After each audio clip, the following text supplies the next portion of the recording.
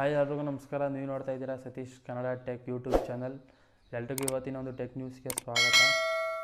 ಇವತ್ತಿನ ಒಂದು ಟೆಕ್ ನ್ಯೂಸಲ್ಲಿ ಒಂದು 10 ಇಂಟ್ರೆಸ್ಟಿಂಗ್ ವಿಷಯಗಳನ್ನ ತಿಳ್ಕೊಳ್ಳೋಣ. ಹಾಗೆ ಜಿಯೋ ಫೋನ್ ಕೂಡ ನಿಮಗೆ ಲಾಂಚ್ ಆಗಿದೆ, ಅದರ ಬಗ್ಗೆನೂ ಕೂಡ ತಿಳ್ಕೊಳ್ಳೋಣ. ಮೊದಲನಾಗಿ ನೋಡೋದಾದರೆ ಆಲ್ರೆಡಿ ಜಿಯೋ ಫೋನ್ ಲಾಂಚ್ ಆಗಿದೆ. ಫಸ್ಟ್ ಇದರ ಪ್ರೈಸ್ ಬಂದು 3000 ಅಂತ ಹೇಳಿದ್ರು, ಆಮೇಲೆ 5000 ಅಂತ ಹೇಳಿದ್ರು. ಈಗ ಕಂಪ್ಲೀಟಾಗಿ 6500ಗೆ ಒಂದು ಜಿಯೋ ಫೋನ್ ಲಾಂಚ್ ಆಗಿದೆ.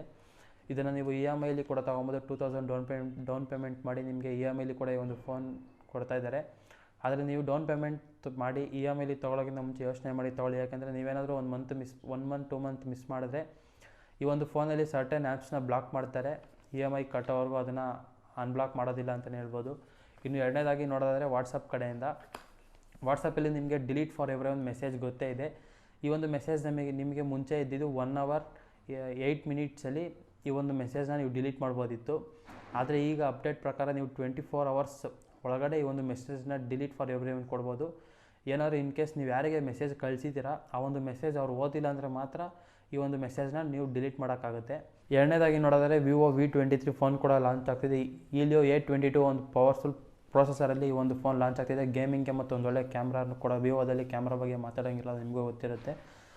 ಮತ್ತು 8GB RAM, triple camera back camera setup ಮತ್ತು 44W ಫಾಸ್ಟ್ ಚಾರ್ಜಿಂಗ್ನೊಂದಿಗೆ ಅರೌಂಡ್ 32,000 ಪ್ರೈಸ್ ರೇಂಜಲ್ಲಿ ಈ ಒಂದು ಫೋನ್ ಲಾಂಚ್ ಆಗ್ತಿದೆ ಇಂಡಿಯಾದಲ್ಲಿ ಕೂಡ. ನಿಮಗೆ ಮೂರನೇ ಟೆಕ್ ನ್ಯೂಸ್ ಬಂದು realme, OnePlus, Oppo, ವಿವೋದು ಕೂಡ ಎಲೆಕ್ಟ್ರಿಕ್ ವೆಹಿಕಲ್ನ ಲಾಂಚ್ ಮಾಡೋದಕ್ಕೆ ಪ್ಲ್ಯಾನ್ ಮಾಡ್ತಾ ಇದ್ದಾರೆ ಅಂತಲೇ ಹೇಳ್ಬೋದು. ಇನ್ನು ನೆಕ್ಸ್ಟ್ ನಾಲ್ಕನೇದಾಗಿ ನೋಡೋದಾದರೆ ನಿಮಗೆ ಮ್ಯಾಕ್ಬುಕ್ನ ಸೇಲ್ ಮಾಡಿರೋ ಹೈಯೆಸ್ಟ್ ಕಂಪ್ನಿ ಬಂದು ಲೆನೋವಾ. ಇದು ನಿಮಗೆ ಅರೌಂಡ್ 15.3 million ಮ್ಯಾಕ್ಬುಕ್ನ ಸೇಲ್ ಮಾಡಿದೆ ಇಯರ್ಲಿ. ನೆಕ್ಸ್ಟ್ ಅದು ಸೆಕೆಂಡ್ ಸೇಲ್ ಮಾಡಿರೋದು ಮ್ಯಾಕ್ಬುಕ್ಕಲ್ಲಿ ನಿಮಗೆ HP ಮತ್ತು ಡೆಲ್ಲು ಸೆಕೆಂಡ್ ಪ್ಲೇಸಲ್ಲಿದೆ. 14.3 million ಮತ್ತು 12.2 million HP ಮತ್ತು ಡೆಲ್ ಸೇಲ್ ಆಗಿದೆ.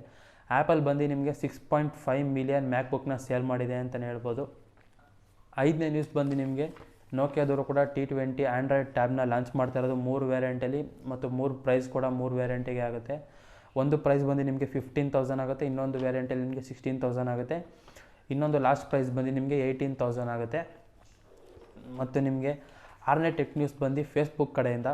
ಫೇಸ್ಬುಕ್ಕಲ್ಲಿ ನಿಮಗೆ ಆಲ್ರೆಡಿ ಗೊತ್ತಿರ್ಬೋದು, ಯಾರ್ಯಾರು ನಿಮಗೆ ಫೇಸ್ಬುಕ್ಕಲ್ಲಿ ID ಪ್ರೂಫ್ ಕೇಳಿ ಲಾಗಿನ್ ಆಗ್ತಾಯಿದೆ, ಫೇಸ್ಬುಕ್ ಕಡೆಯಿಂದ ನಿಮಗೆ ಅವರ ಅಕೌಂಟ್ನ ಅವರೇ ಬ್ಲಾಕ್ ಮಾಡ್ತಾರೆ. ಬ್ಲಾಕ್ ಮಾಡಿ ಆಮೇಲೆ ನಿಮಗೆ ನಿಮ್ಮ ಒಂದು ID ಪ್ರೂಫ್ ಕೊಡಬೇಕಾಗುತ್ತೆ. ID ಪ್ರೂಫ್ ಕೊಟ್ಟು ಅದನ್ನು ಸ್ಕ್ಯಾನ್ ಮಾಡಾದ್ಮೇಲೆ ಅಕೌಂಟ್ ಓಪನ್ ಮಾಡ್ತಾರೆ.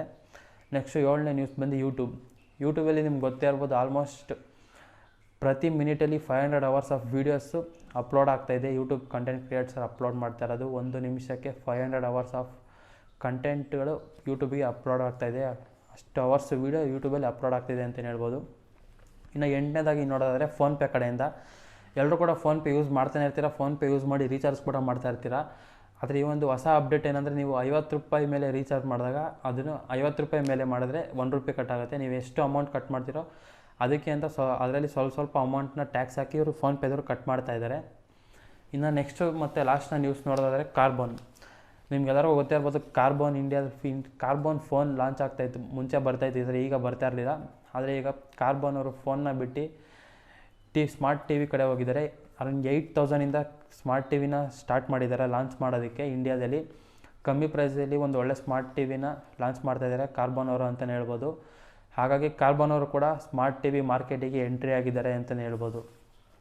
ನೋಡ್ತಿದ್ರೆ ಇವತ್ತು ಈ ಒಂದು ಇಷ್ಟು ಟೆಕ್ ನ್ಯೂಸ್ನ ಬಗ್ಗೆ ಮಾಹಿತಿ. ಈ ಒಂದು ವಿಡಿಯೋ ನಿಮಗೆ ಇಷ್ಟ ಆಗಿರೋ ಲೈಕ್ ಮಾಡಿ, ಶೇರ್ ಮಾಡಿ ಮತ್ತು ಸಬ್ಸ್ಕ್ರೈಬ್ ಮಾಡಿ ಅಂತ ಹೇಳ್ತಾ ಸಿಗೋಣ ಮುಂದಿನ ವಿಡಿಯೋದಲ್ಲಿ.